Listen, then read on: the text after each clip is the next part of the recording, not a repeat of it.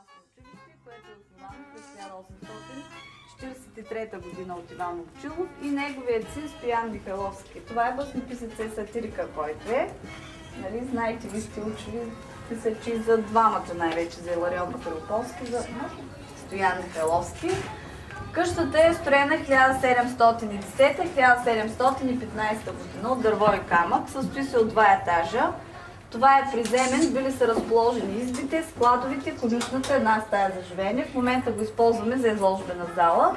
Това са картини на професор Иван Петров, по случай 100 години от рождението е направена. Построена е през 1753 година от Карайлан Карбанас, практика на Макарополски. Сегашният вид е поправен през 1873 година от Христо, брат на Иларион Макарополски, оттам носим скъдите. Това е най-накратко, най-общо. Ако имате нещо въпроси, ако не, разгледайте и после горе ще се качите да разгледате самото разположение на къщата. 50% е реставрирано, завеждане на фотография. И за вас ще стигнем. И ние ще стигнем до тебе.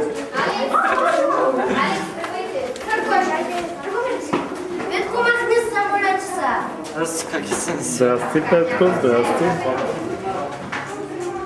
Деница ма снима и аз да я заснема. Отблизо.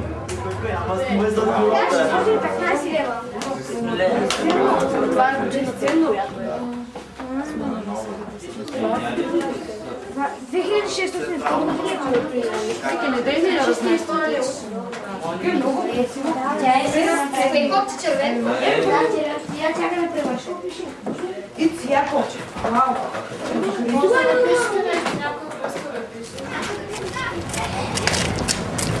Вече сме на него от матрицата стигна. Те са такива същи.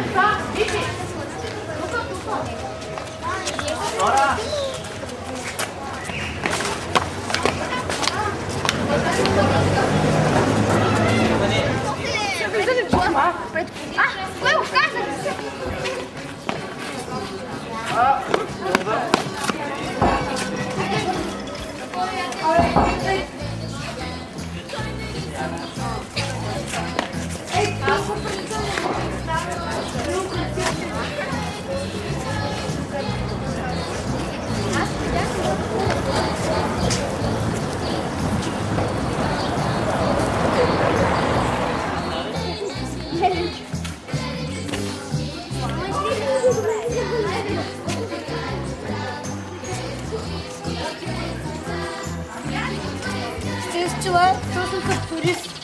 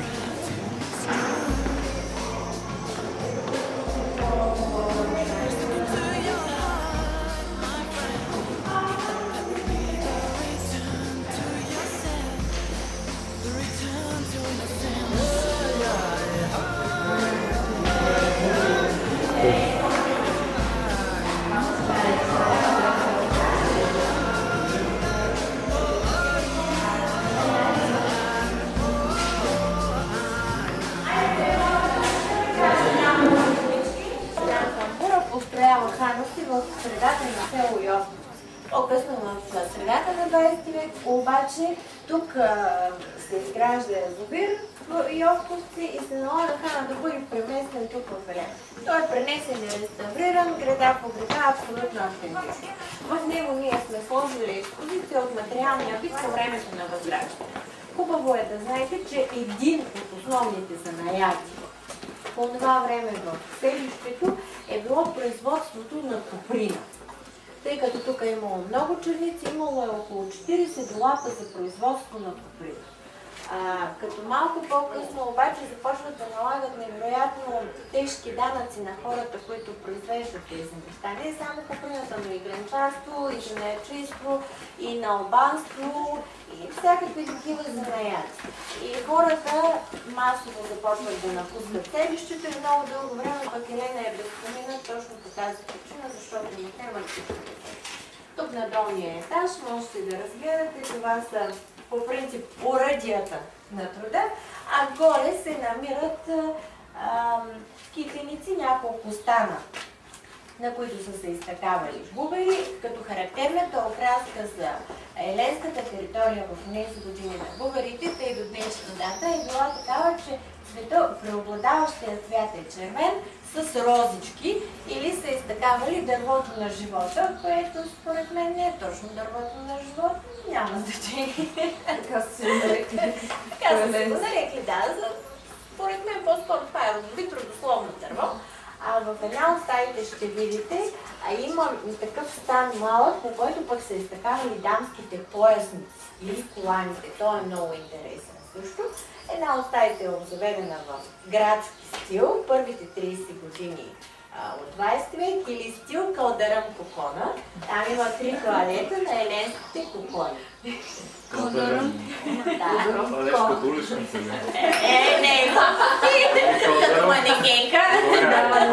Ами защото в никакъв случай сега не, защото пък изхождаме от това, че тогава тук е имало само калдаръм, а те са ходили по топчета. Сега са асфалт кокони. А сега има асфалт и магистрала. За малко да взема малко тая тежда. Това е вълна, да? А това се нарича мангал и е било отоплителния уред на къщето. Значи тук са се слагали живите въглени, отгоре се е слагал капак и се е отоплявала къщата. Мангал е това, не е онова дето мисля. Онова е интегриран ром. Е мангал. Това ще ги гледам, че май не подлежат на интегрирана. Те са много велики. Значи първо се четка вълнка на чепталото, нали? Да. се казва. После се... След преде. Преде. Да, не се вреде.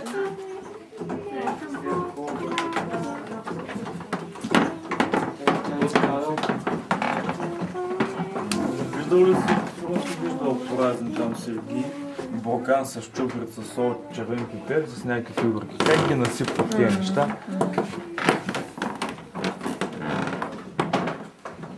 Това тук си е на селска мома. Петко, бягай! Петко, бягай! Плащам се, плащам се! Засланиш! Не! Станиславе, дръпица! Цялата среда разчисти! Ай! На мене! И на Виктор гъза хванах! Виктор и твой гъз хванах, като скача. Хванах си само гъза. Отвизах! Това може да не има!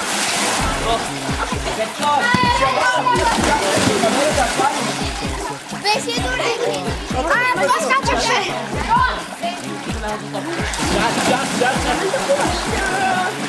Деница е хванах, обаче виж. Аз си голям обаче.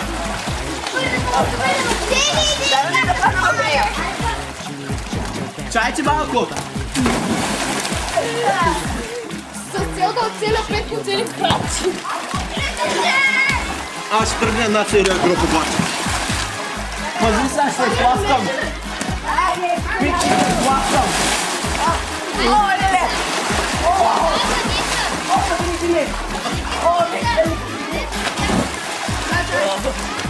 Аз ще да киста път че.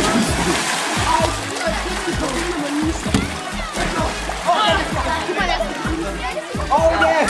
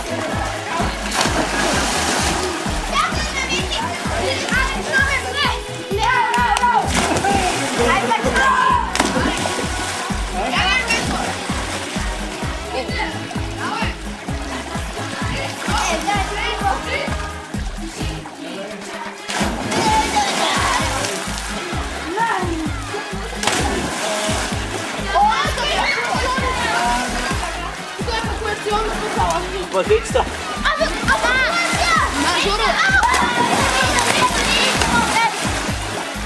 Знаеш как да ми разпочне долу? Направи ли голямо стрял? Знаеш как? Айде!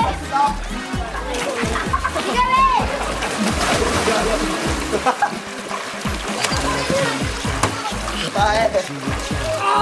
Къпче!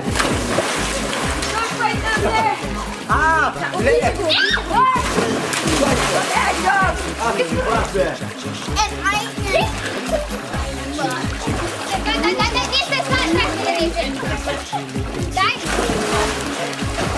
О, стои тук, където е! О, аз ще да...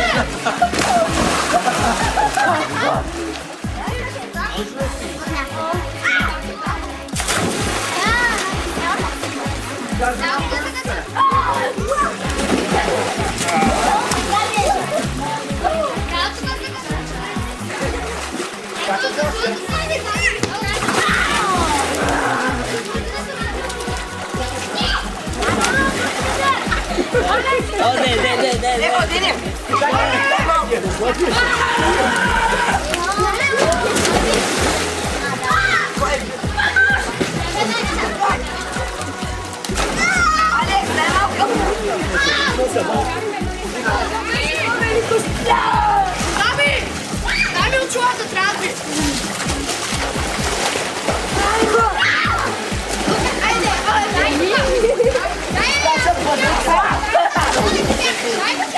Пазете се!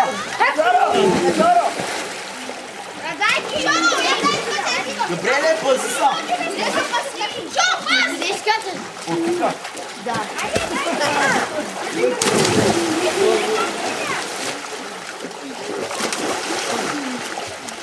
Държа се само на едно нещо. Ей! Намери вода.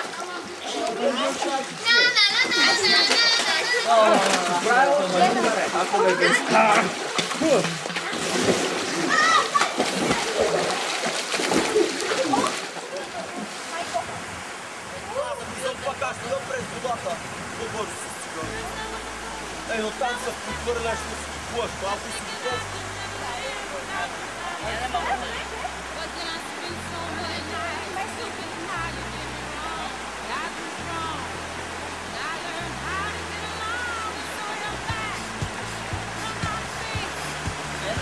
Много.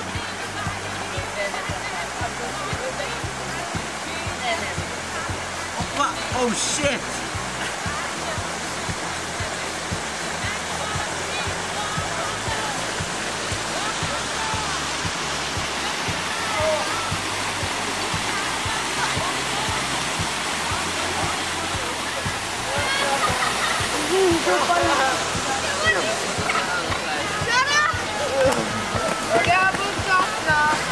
Габриел се Габи да падна в водата!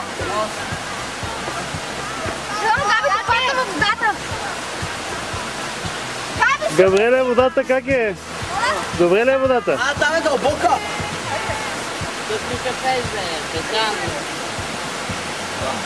Тук е много удобно обаче!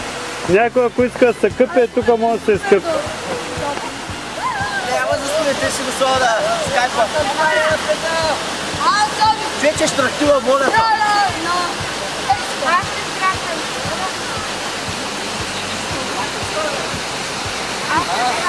Рънгел!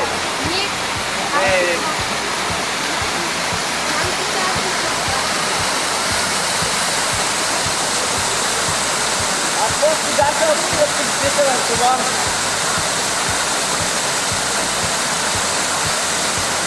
Да, обаче как е това, бе? Аз ще го пусна. Аз ще го пусна. Що за банда?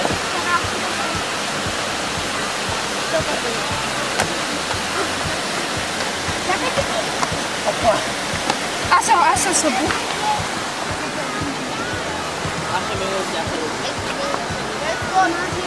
Не от най-дълбоките, мога да скоча. Не, събако, хванаш ти! Ей, Петко! Ей, Габи! Паткан! Четки, пуснах се! Ай, да ти остана, че? Айде!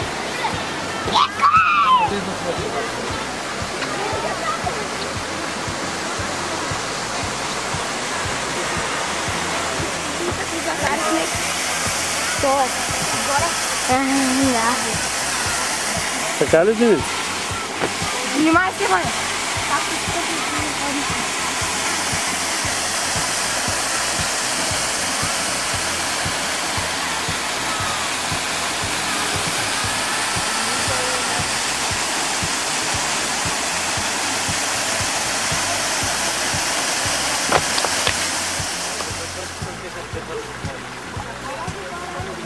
Да разбирам, да започва да пише, но потъха водата.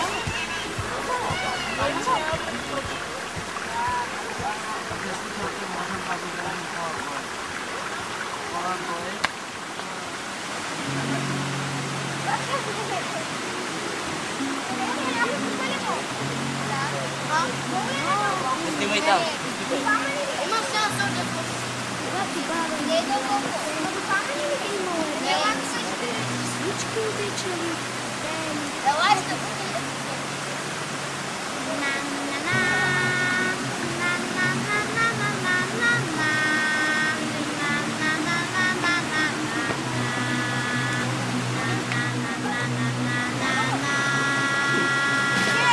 Представи си како пълно, ще го пиле да умре. После пак да се съвземе и да почне да кове. Кон излязъл на полето, има ли камъни до него? Значи няма опция. Какво ли там видял? Ангели крилати играят бейсбол. Черни дяволи рогати викат се в рок-н-рол. На-на, на-на-на-на-на-на-на.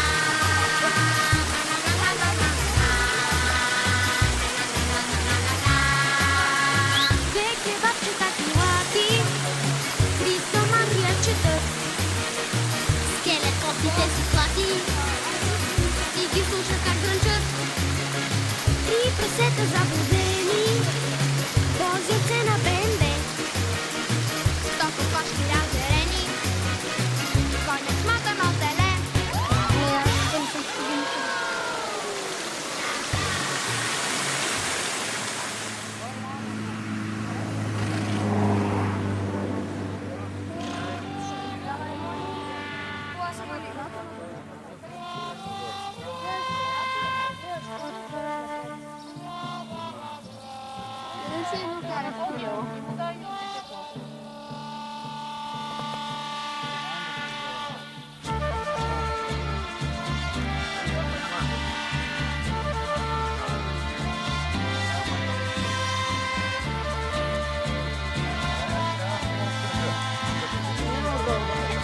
Малко поне е пострефна, бе.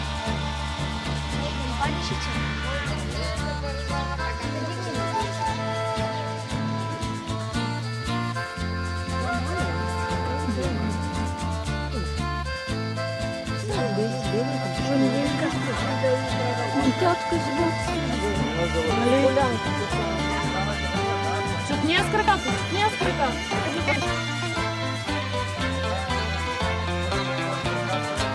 Ние дърпай на мълзата. Не мечтава да мога да я в него.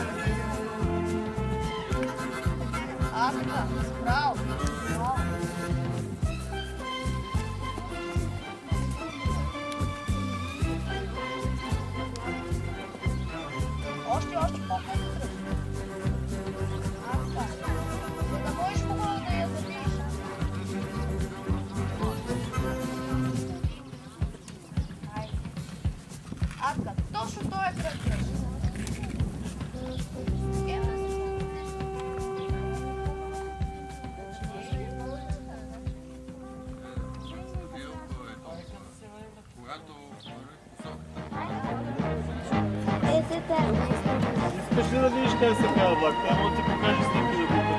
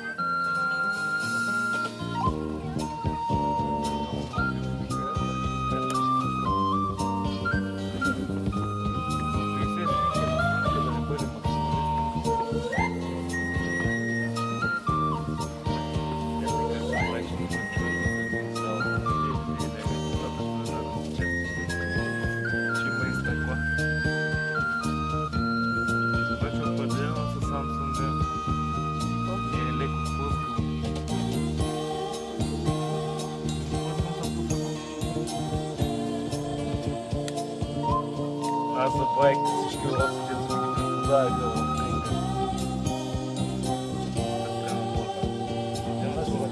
Тя вземат пари. Тя ще язди ли?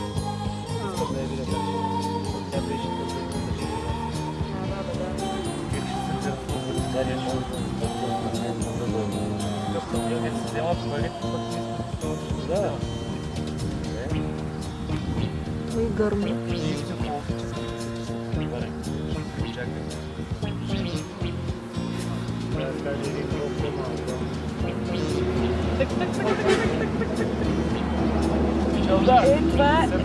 Това е дасикон в зелена. Храната, поят.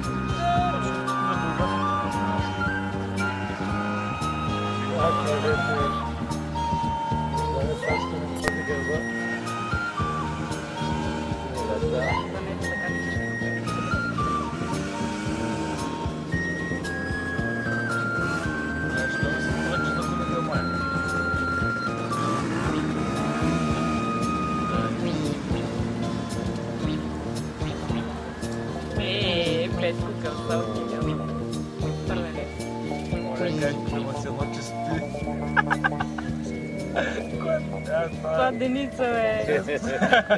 Как това се вече си като някой трапер в прерията, и аз вече 18 час си тръгна на коня. Ей, Николета също. И тя предрямва. Ти голяма каската и държи на главата. Тя се държи само за коня. Да се дочи.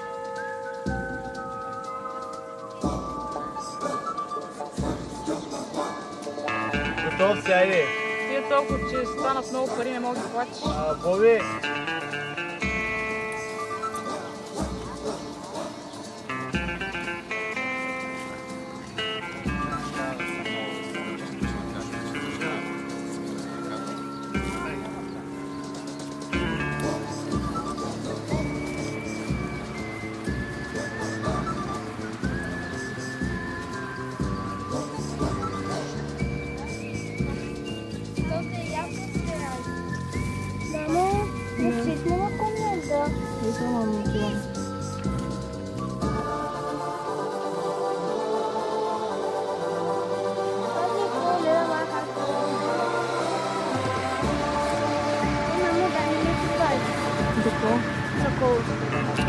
Ти не се вече много нахална. Нещо не знам какво пари.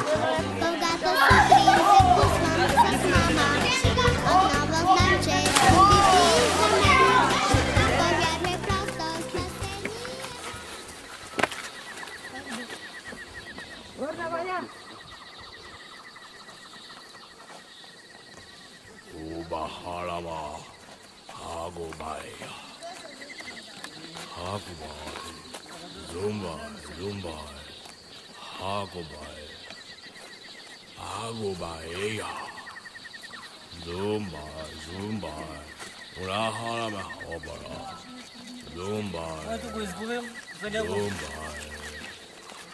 За него си. Моето го няма само. Всички сме джунглът, всички живеем в джунглът, всички живеем в джунглът, всички живеем. Хайде, хайде, хайде да влезем в джунглът, хайде да влезем в джунглът, хайде да влезем в джунглът, хайде да влезем, хайде, хайде, хайде. Всички сме джунглата,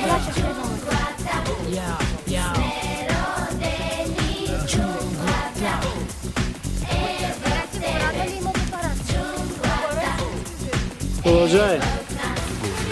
Накъде?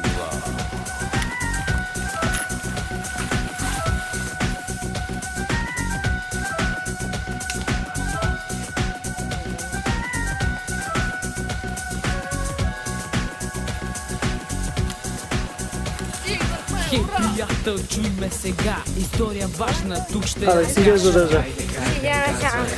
Какво се случва в тази гора? На всички вас сега ще покажа. Джунглата крие много неща. Дай на мене. За нас жива дебнат нощта. Навсякъде се крие опасността. Дете в парка Стадо маймуни готови за бой, скачат в ритъма, огнена танца. Джунгла да търсят своя герой, глупаво сякаш пропускат си шанса.